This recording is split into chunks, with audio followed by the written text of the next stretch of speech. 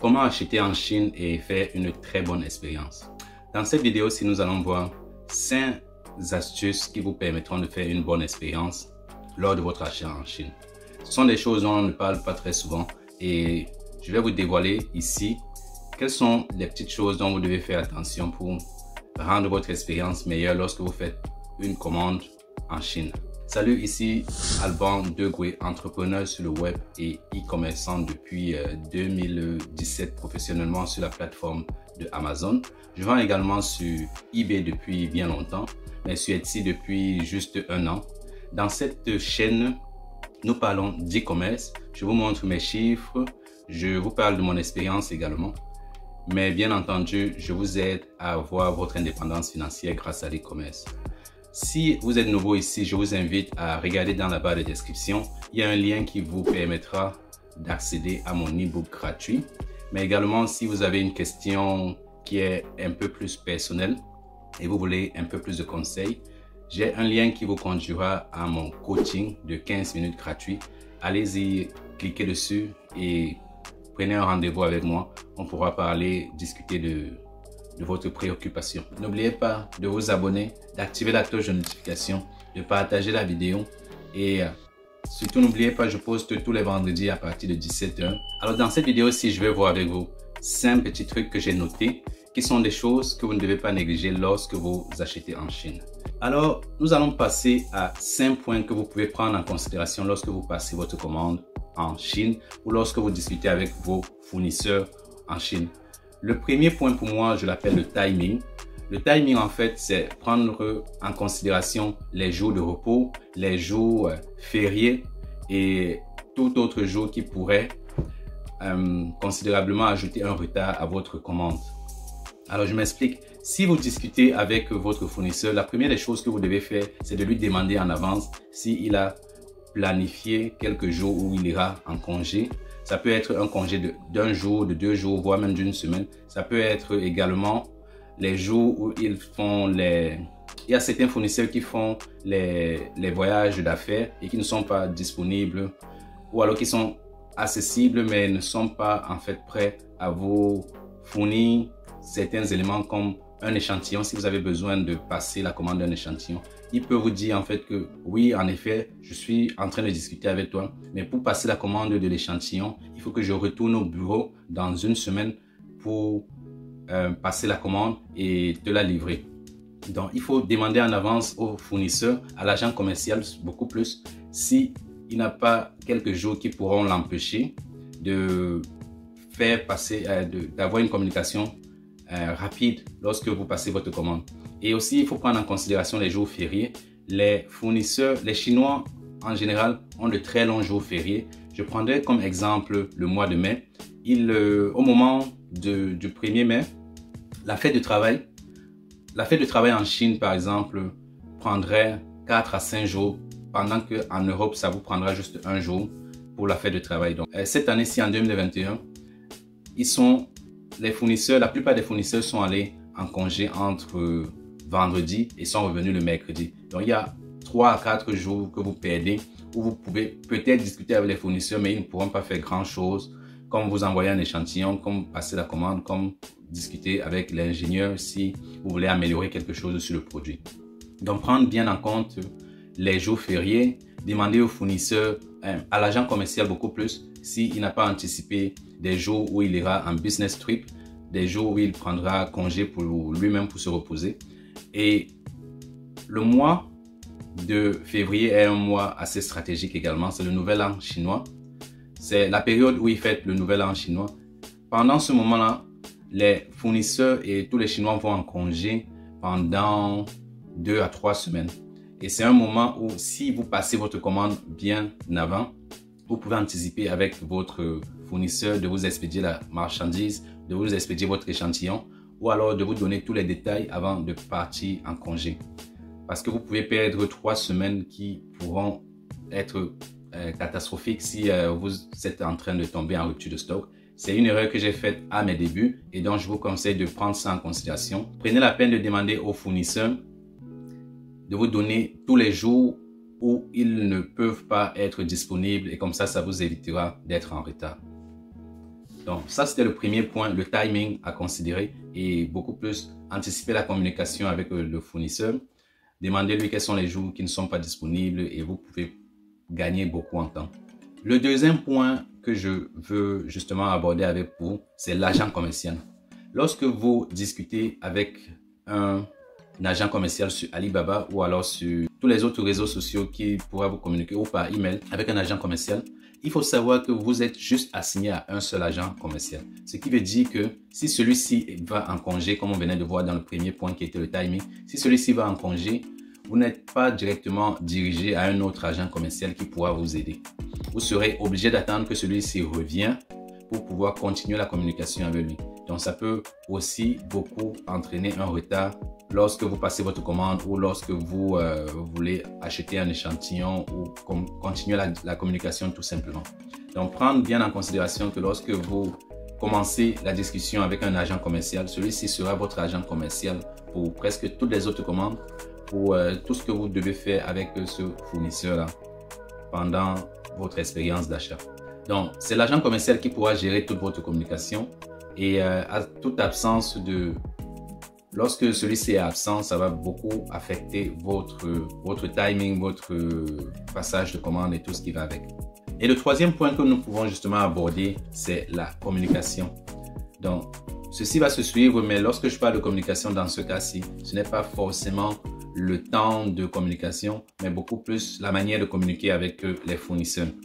Donc, la communication se fait en anglais, mais pour être bien précis, la communication devrait se faire avec un anglais simplifié. Pour tous ceux qui sont français, parce que j'ai beaucoup de coaching avec des Français et ils ne sont pas très à l'aise avec l'anglais lorsqu'ils discutent avec les agents commerciaux, avec les fournisseurs.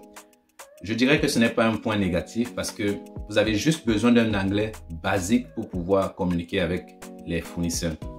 Et je le dis parce que lorsque vous commencez à compliquer, lorsque vous avez un anglais assez soutenu, vous pouvez amener à confusion les fournisseurs parce que eux aussi ne sont pas très avancés avec leur anglais. Donc, l'anglais devrait être très basique pour communiquer avec les fournisseurs. Allez le plus simple possible, ne choisissez pas les mots les plus techniques, ne choisissez pas les mots de votre dictionnaire lorsque vous discutez avec les fournisseurs. Prenez les mots les plus simples, les plus basiques pour pouvoir exprimer votre pensée lorsque vous discutez avec les fournisseurs. Le deuxième petit détail à ajouter à cela, c'est que la communication devait être beaucoup plus illustrative. Ce qui veut dire que si vous voulez passer la commande d'un produit que vous avez vu sur Amazon et que vous voulez expliquer au fournisseur à quoi devrait ressembler cette commande-là, à quoi devrait ressembler ce produit, il est préférable de prendre la photo du produit sur Amazon et de l'envoyer au fournisseur, de pouvoir avec votre petite caméra modifier ou alors dessiner quelques points sur la photo pour pouvoir illustrer ce que vous voulez changer sur le produit ou améliorer sur le produit. Vous pouvez mettre juste des flèches avec votre téléphone, je pense que c'est possible. Vous mettez une flèche sur le détail. Vous pouvez encercler en fait la partie que vous voulez modifier, changer et ce sera plus clair pour le fournisseur lorsqu'il verra la photo et de cette manière la communication sera plus rapide. À ce moment-là, à ce niveau, ils sont très effectifs. Ils pourront, grâce à leur ordinateur, faire des modifications juste illustratives et vous les renvoyer pour que vous approuvez. Donc, c'est un moyen que j'utilise beaucoup plus pour communiquer avec les fournisseurs et ça fonctionne. Pour résumer, je dirais que la communication devait être avec un simple vocabulaire. Elle est strictement en anglais et elle devrait être également illustrative pour pouvoir permettre aux fournisseurs de comprendre exactement votre point. Le quatrième point à prendre en considération lorsque vous voulez passer une commande d'échantillons. Alors, tous les fournisseurs vous diront que les échantillons sont gratuits, mais au moment de passer la commande, vous serez surpris de payer une certaine somme pour avoir un échantillon. Alors, ceci est dû beaucoup plus aux frais de transport lorsque vous passez votre commande d'échantillons. Certains fournisseurs vous donneront l'échantillon gratuit, mais vont vous demander de payer pour le transport pour acheminer votre échantillon depuis la Chine jusqu'à votre pays. Et il faut beaucoup faire attention parce que vous pouvez négocier les frais de transport avec le fournisseur. Mais autrement aussi, si vous avez un transitaire qui achemine vos produits depuis la Chine jusqu'à votre pays de résidence, vous pouvez prendre ça en charge et c'est à ce moment-là considéré comme gratuit. Mais si c'est le fournisseur qui expédie votre échantillon, il va vous donner un prix pour expédier votre échantillon en express. Et la plupart du temps, ce prix est négociable. Il vous donnera par exemple 50 € pour expédier un seul échantillon depuis la Chine jusqu'en France. Et il ne faut pas vous arrêter à ce prix-là, vous pouvez négocier, vous pouvez revoir le prix avec le fournisseur directement.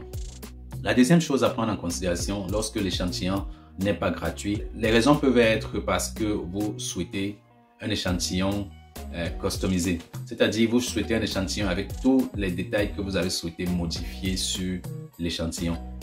L'échantillon gratuit, c'est la pièce que le fournisseur a à l'instant dans son usine. Mais si vous voulez par exemple l'échantillon mais avec une autre couleur, avec une autre taille ou avec une modification quelconque, à ce moment l'échantillon ne sera plus gratuit parce que le fournisseur va vous demander de payer pour qu'il essaye de fabriquer votre pièce unique avant de vous l'envoyer.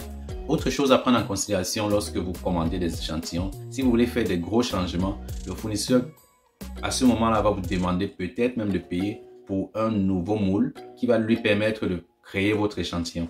Et ce moule peut aller jusqu'à 1000 €, voire 2000 €. Donc, vous pouvez vous retrouver en train de payer très cher juste pour avoir un échantillon. Il faut bien faire attention lorsque vous passez votre commande d'échantillon. Vous pouvez juste avoir votre pièce pour essayer de tester le matériel utilisé, de voir la qualité avant de passer commande. Et à ce moment, vous pouvez donc payer un peu plus cher pour le moule. Autre chose à prendre en considération aussi, c'est que au moment de passer la commande d'échantillon, vous pouvez négocier avec le fournisseur lorsque vous passez votre commande proprement dite et vous lui demandez de vous rembourser les frais d'échantillon. Donc ça aussi, c'est quelque chose, c'est une astuce à mettre en place avec laquelle vous pouvez jouer pour revenir sur vos frais. Le cinquième point maintenant pour finir cette vidéo, c'est lorsque vous passez votre commande proprement dite. Alors, je vais vous donner quelques astuces ici qui pourront vous permettre de ne pas tomber sur le panneau que font les débutants très souvent. Avant de passer toute commande en Chine, je vous conseille de faire une inspection des lieux.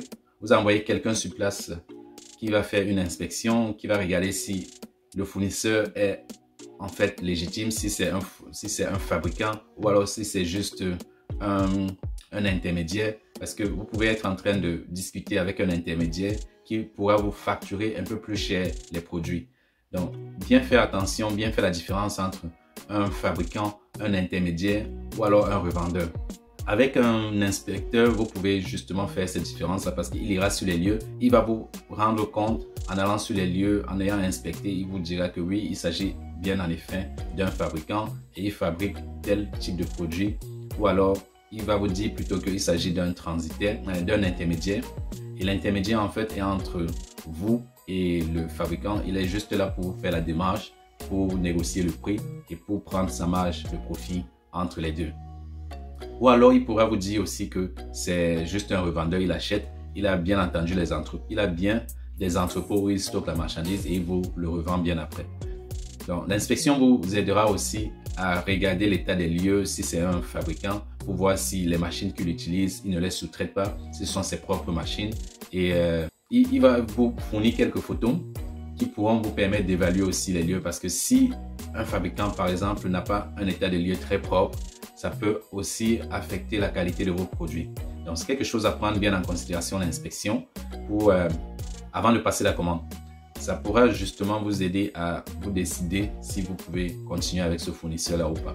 La deuxième chose justement au niveau de passer les commandes, il faut savoir que les quantités vont beaucoup affecter votre prix initial du produit. Si vous passez une commande de 500 pièces, vous n'aurez pas le même prix que si vous passez une commande de 3000 pièces. Au moment de la négociation, vous pouvez jouer sur les quantités pour avoir un prix meilleur, pour avoir un très bon prix de votre produit. Vous devez aussi passer une commande minimale chez un fournisseur et ceci varie de fournisseur en fournisseur. Vous pouvez avoir un fournisseur qui vous dit que le minimum de commande chez lui c'est de 500 pièces, tandis que chez un autre il vous dira que le minimum de commande c'est de 3000 pièces. Et ceci peut également être dû au fait que vous apportez des modifications sur le produit. Si vous achetez peut-être le produit que le fournisseur a l'habitude de commander, il vous dira que le minimum de commande c'est de 500 pièces. Mais si vous voulez apporter des modifications sur le produit, comme par exemple changer la tête du produit ou changer la matière du produit, il peut vous dire que le minimum à ce moment est de 3000 pièces. Et ceci peut aussi drastiquement changer le prix du produit en question. Une dernière chose à ajouter avant de conclure cette vidéo, c'est de liker la vidéo et surtout de la partager.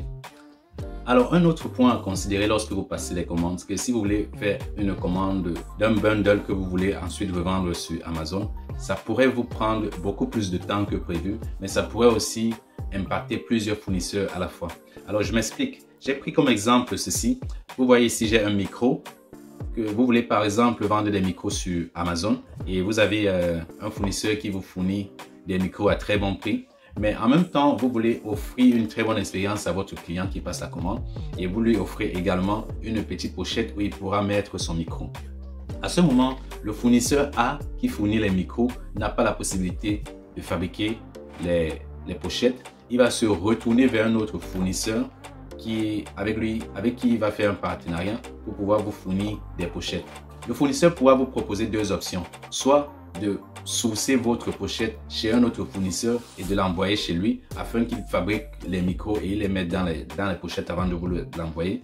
Ou alors le fournisseur pourra également discuter directement avec d'autres fournisseurs et vous proposer le produit lorsqu'il est déjà en bundle, lorsqu'il est déjà en lot. Et ceci peut beaucoup affecter votre commande parce que si au moment où il passe la commande, au moment où il discute avec l'autre fournisseur, vous pouvez avoir la chance qu'ils travaillent déjà ensemble depuis des années et ça se fait automatiquement. De l'autre côté, vous pouvez avoir une autre expérience où le fournisseur deal avec ce problème pour la première fois et ça pourra non seulement prolonger votre temps de commande, amener à faire beaucoup d'inspections sur la qualité, mais aussi vous devez à ce moment voir si ça vaut vraiment la peine de travailler avec ce fournisseur-là ou alors de chercher un autre fournisseur. Ça peut aussi beaucoup jouer sur le prix de votre produit. Et donc pour finir, le fait d'avoir plusieurs fournisseurs peut aussi amener à faire beaucoup d'erreurs de qualité. Il faut bien faire attention lorsque vous passez les commandes de plusieurs produits à la fois. Et pour finir cette vidéo-ci, je vous conseille toujours de faire une inspection du produit final parce que l'échantillon que vous avez reçu à la base peut ne pas ressembler au produit final que vous recevez. Donc faites toujours une inspection du produit, envoyez quelqu'un sur place qui va essayer de tester votre produit et va vous envoyer un rapport sur l'expérience qu'il a eu avec le produit. Il peut se glisser des erreurs lorsque le fournisseur fabrique votre produit en Chine. Vous pouvez aussi recevoir un produit qui n'est pas la qualité que vous attendez, peut-être parce que vous avez payé très moins cher. Je vous recommande toujours de faire une inspection du produit avant de payer le prix final de votre commande. Ça vous permettra d'éviter de vous faire arnaquer. J'espère que cette vidéo-ci pourra vous aider à avoir une bonne expérience lorsque vous passez vos commandes en Chine. Si c'est le cas, n'oubliez pas de vous abonner, d'activer la cloche de notification, de partager la vidéo et surtout n'oubliez pas, je poste tous les vendredis à partir de 17 h, heure de l'Angleterre. Merci d'avoir regardé cette vidéo. Je vous souhaite le meilleur et comme d'habitude, je vous dis, on est ensemble. Ciao.